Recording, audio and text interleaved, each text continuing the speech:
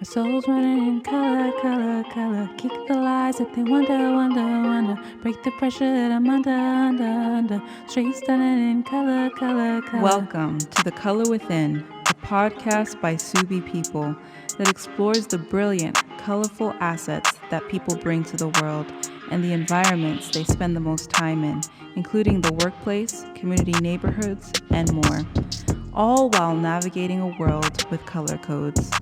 I'm Lydia, your host, and join us in this episode where we talk with Mildred, who is a lover of children and works at a Fortune 500 company.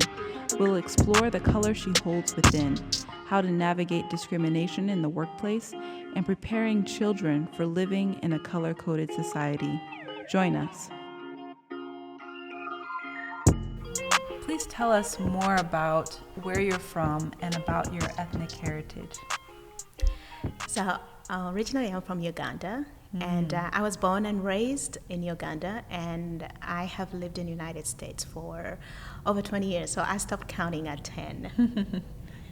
And I've lived in so many different places within the United States, minus probably I'll say the Northeast is where I have not lived yet. Keyword here is yet.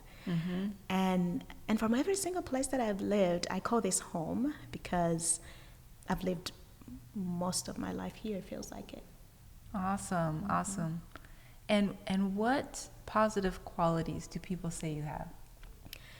Oh, I burst with a lot of energy. I could testify to that. Okay. and the other thing, I think one of the things that people say that I do is I tend to break or get things that are complex and break them into pragmatic solutions for people, or help people see them, from a simplistic standpoint. So, I love that. That's awesome. And what are you passionate about? Oh, I have a lot of things I'm passionate about. But to me, what resonates the most, while I'm passionate about food, I'm passionate about cooking, kids, and it could be right now because of the phase that I'm in life. I have younger children, but I think I've always been passionate about this. But I do like to introduce kids in a natural way in everyday things, be it outside, outdoors, be it I like engaging kids in exploring, and more so to explore life for them to understand that there's more of a purpose, that there's a God, honestly, who has created them, and He has a purpose for them. So doing that in a natural, just everyday life for them to explore and see that there's something more to life than just what we see today, and understand that there's a God out there who loves them. That's something I'm really passionate about. That's amazing. And tell me more about your role at work. So I used to tell people that I get paid to be nosy. Because it's part of, asking why, right? Why do we doing what we're doing? But there's a goal to it. It is making things better, right? Making things better. I champion, change, and I don't champion it in an intrusive way. I do it more so from an influence standpoint. So it is what I get paid to do. And right now I'm championing, change from a perspective of helping us to explore tools, from an engineering standpoint, help us to explore tools that will help us as we facilitate it with digital technology, that will help us to improve our performance. So right now that's what I'm getting paid to do, and introducing engineers to new digital technology to solve problems. That's amazing. And throughout your career, whether it's now or previously, have you ever experienced somebody seeing you, Mildred, with all of the talents that you bring to the table, all of your gifts, and just creating a platform for you to grow and thrive? That's an interesting one. So I think I have. I've had some really good mentors. I've had some really, really good people who've, championed me. The role that I'm currently in, that I just talked about, is a new role that I do have. I've had a champion who, so to it that I think my qualities, I would bring, quite a bit in this role. So I've had people who've championed me. I don't know what I struggle with, I guess, is I don't know that they've really championed me to my full potential. That's the part that I sit back and I go, I could do more, but it just feels like there's that space, that I see others that get past that point, and I don't see me get past that point.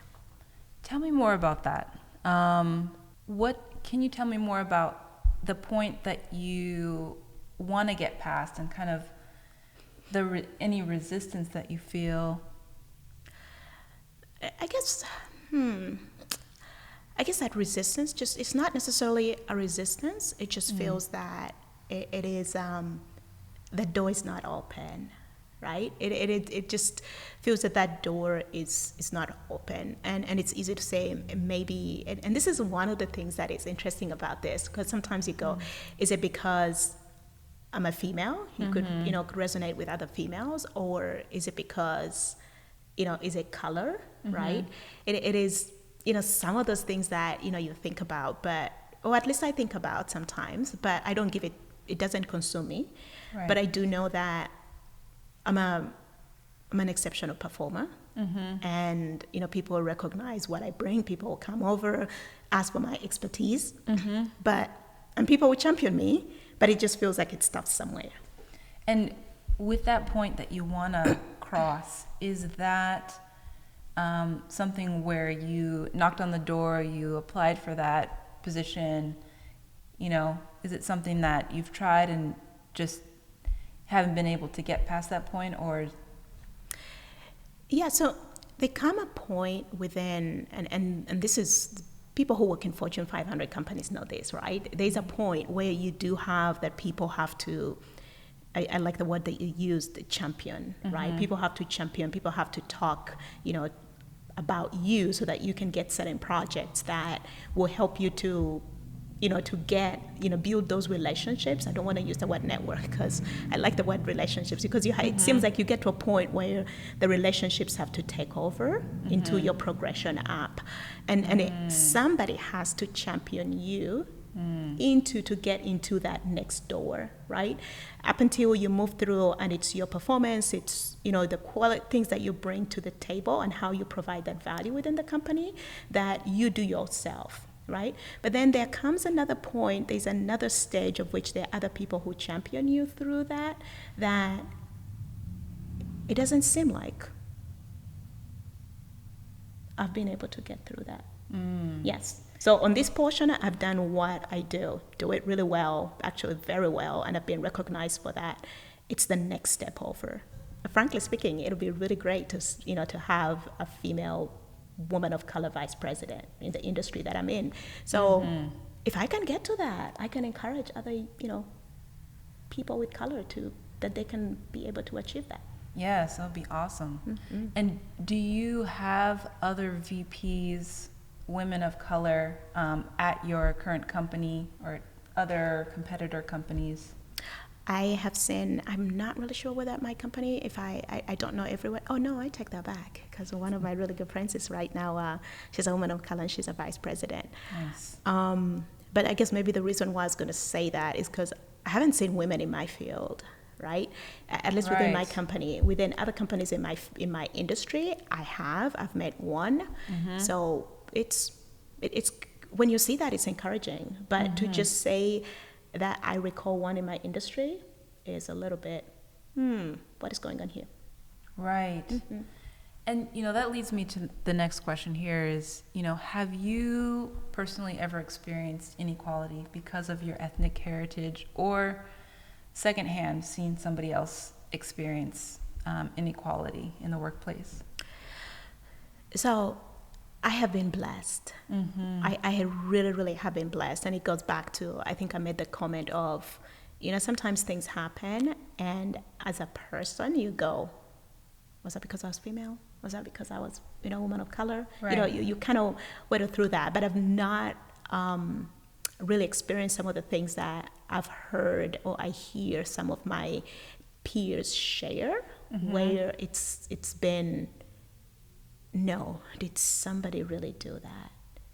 It just gives you the chill that somebody would really go out of their way to sabotage somebody else. Have them, see them that they are, performers, they're doing everything that they can do, but yet, be able to sabotage them to get a poor performance that they can be, fired. I did have a very, very dear friend of mine. This was very personal. A very dear friend of mine who, she had a leader, and that leader did not champion for her. And I think for her, not only was she a woman of color, but she also wore a hijab. So that created probably the bias. And this leader went out of their way to be able, to actually even get them on a performance improvement plan that was not really warranted. And I get it that there's always two sides to the story, but this story was just like unbelievable, very clear, right? Right. And what was really sad is that it didn't feel like there was anybody else within the human resources who stood up for her, right? And so it just, even the solution, because performance improvement plans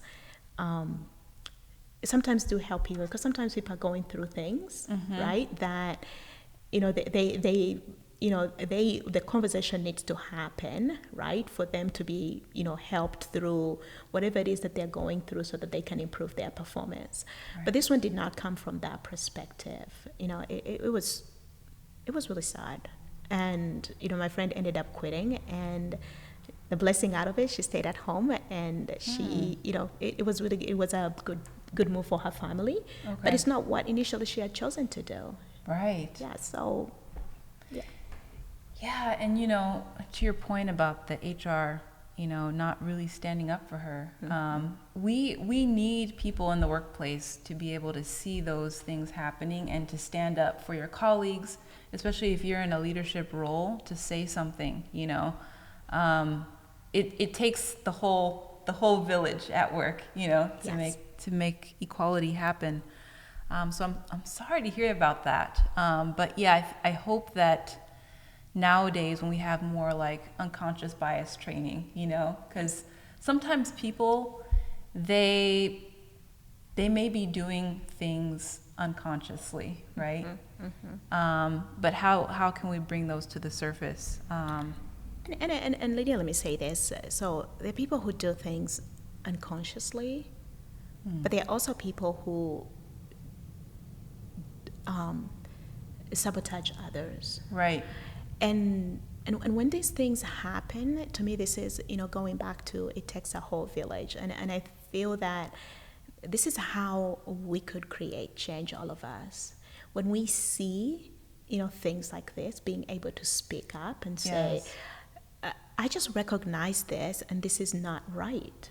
Us being able to, if we take that whole approach of let's work together to be able to solve, this whole biases it takes for us to be able to say, hey, I saw this, I hear this, but something about this does not feel right. Number one. Number two is believing people, right? So it goes back to sometimes, at least for me, when I observed this situation, it felt that HR did not actually believe her story, right? They believed the manager's story. When in reality, you do want, even other people, you do want, each and every one of us needs to take up that, hey, there's always two sides to a story, but let's be able to give both sides the opportunity to listen to them. Right, definitely. And, to your point, in 2019, there was a Pew Research study, and it really showed a big divide in perception of how blacks are treated. So 44% of whites said that blacks are not treated fairly, compared to 82% of blacks said that they were not treated fairly. And this is when it came to hiring, pay, and promotions. So, there's people on both sides of the spectrum where more people of color kind of see the discrimination, and if they would hear a story like that, they would be more likely to actually believe that it actually happened. But other people on the other side of the spectrum, they might, come up with a reason why maybe there's other factors involved, or how do we balance that out? First, for me, I am glad that there's 44% white. That means that, yes, there is a problem to start with, right? If we have 44% of whites saying there's a problem, that means that there is a problem. If it was 10, if it was 5, I would say, right? So, but with that 44, to me, where the change, how we can start balancing it, goes back to, I think you say that point, the village. All of us, let's let that, when that 44 starts to speak up, change will start to happen. Right? Because the 80% of the blacks who see it, they know it because they've experienced it. Right? So when you've experienced something, it is quick for you to be, even when it's far away, for you to say, that doesn't look right because I've seen it. But then the other 44, when they start to speak up, that's where the change gets to start driving. Yes. And, I was listening to this book, an audiobook, Caste, by Isabel Wilkerson. And in there, she shares a story of when she goes to a restaurant with one of her good friends. Her friend is Caucasian. And they go to the restaurant, they sit down, they order off of the menu, and then after a while, the waiter's just not paying attention to them, They have to ask for him to bring them water and to bring them bread. And next thing you know, there's another white couple that sits down next to them. And next thing you know, the waiter's there chatting them up and talking about what's going on in the world and everything. And next thing you know, they have their bread, they have their appetizers.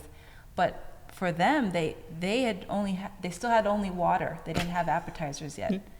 And then the people next to them, they get their meal. They start talking about, oh, this food is so good. And then by the time their food came, the other couple, the white couple, was onto dessert at that point. And then when they started eating the food, her white friend, started to eat her pasta. And she tasted it, and she's like, I can't eat this. This food is cold, And then she asks her, how's your fish? And she's like, it's good, but it's cold. And so by this time, her white friend she was already getting riled up, about what was happening. But then at that point, after she tasted the food, she almost was turning red at that point. And she asked the waiter to come over, and she told him, you're a racist. This restaurant is a racist. And, the point was that she had experienced it firsthand. A lot of times people who are not of color, they haven't experienced it firsthand. So it's understandable for them to not really kind of understand or kind of feel, the pain that discrimination causes.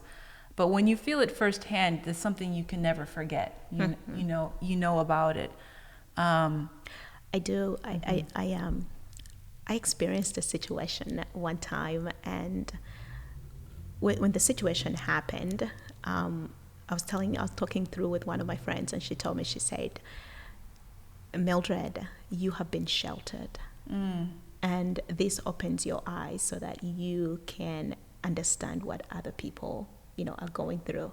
And that experience helped me, for me now, when I'm working with, younger engineers, to be able to mentor them and, champion, for them. And it's the same thing that I go back with the 44, right? Is those 44%, that 44% is when those people speak up, that's where change happens, right? So bringing it up to, going back to, I think you had said, sometimes people do things without recognizing, because we can analyze the situation and say, why did they leave their meal out there, right? Why did they wait for it to get that cold and bring it up? What was going on here, right?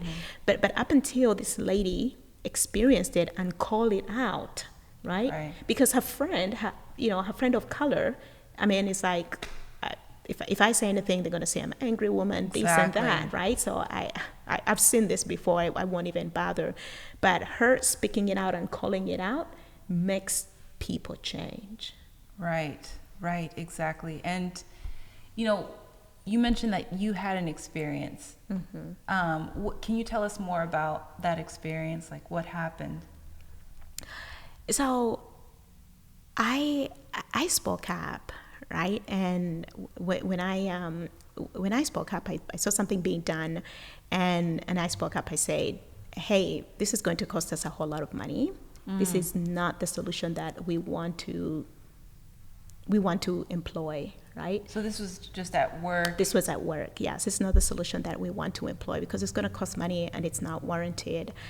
And I think people thought, how dare she? How dare she be the person to recognize this? And how dare she be the person to speak up about this?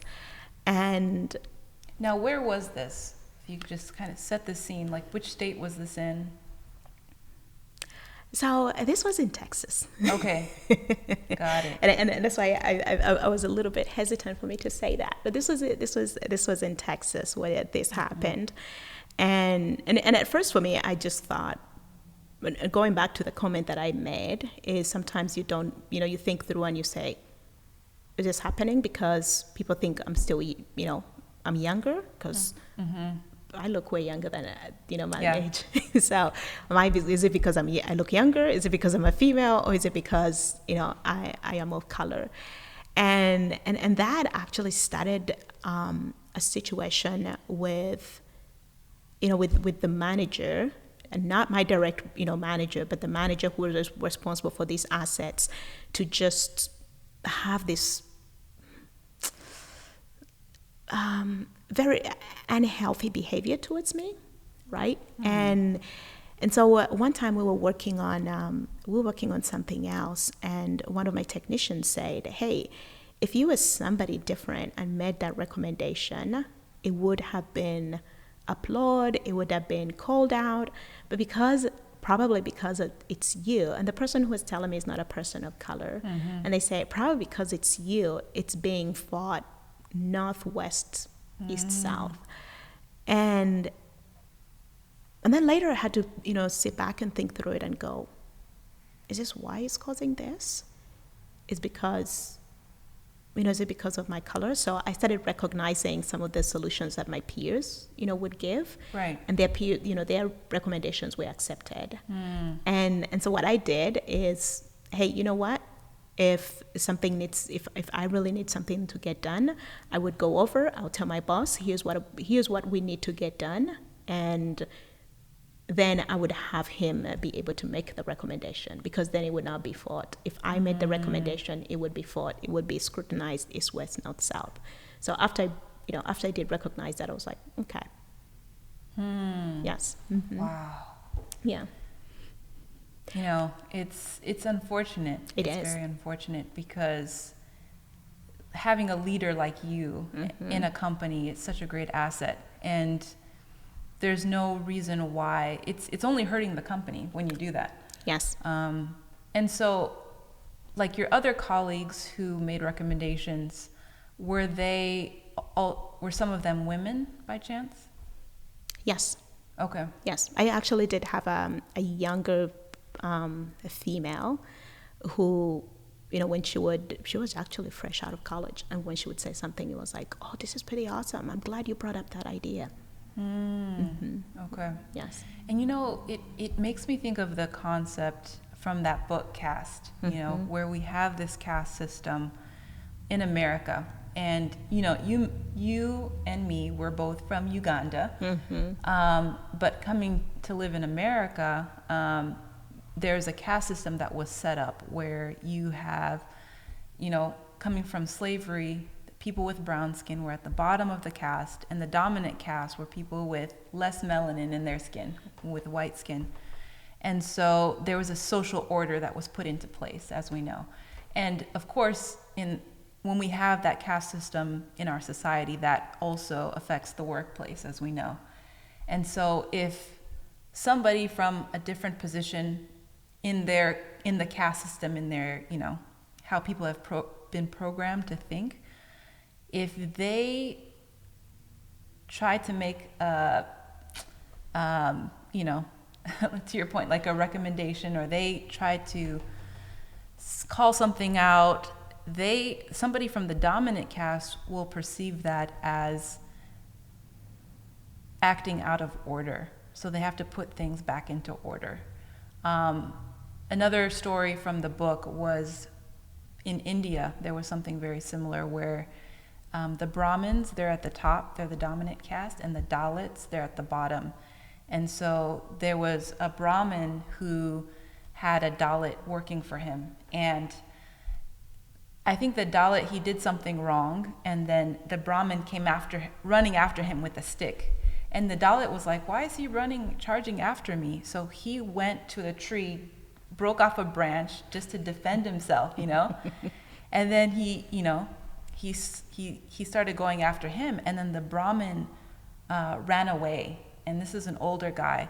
But their other Brahmins saw this happening, and they were like, oh my gosh, I can't believe he let this person of a lower caste challenge him like that.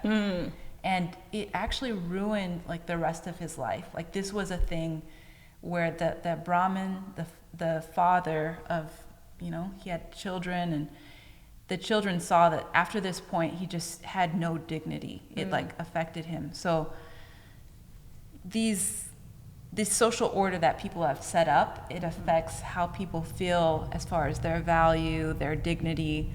But it's important for us to realize that in America, we do have this caste system, and it plays a role. But some people, they may be unconscious. They don't know that that's actually a factor in some of these interactions, And Lydia, to your point, having not necessarily grown up in this country, right, these are things that when you grow up where there's equality, right, to a point, you don't know. Right.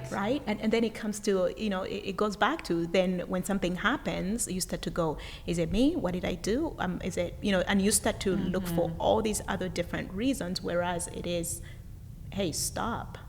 There is nothing that you are, there's nothing that you are doing.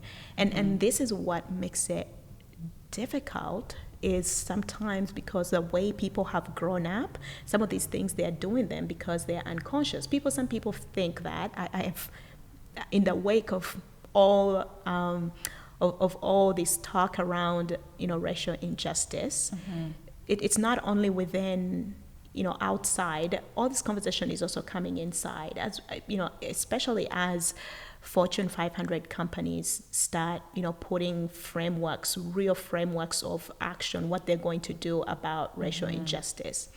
And when companies put out, this is what we're going to do, the comments that come from even within their employees, of people thinking that just because somebody is a person of color, that they're not smart enough, that they cannot perform and have excellent work, right?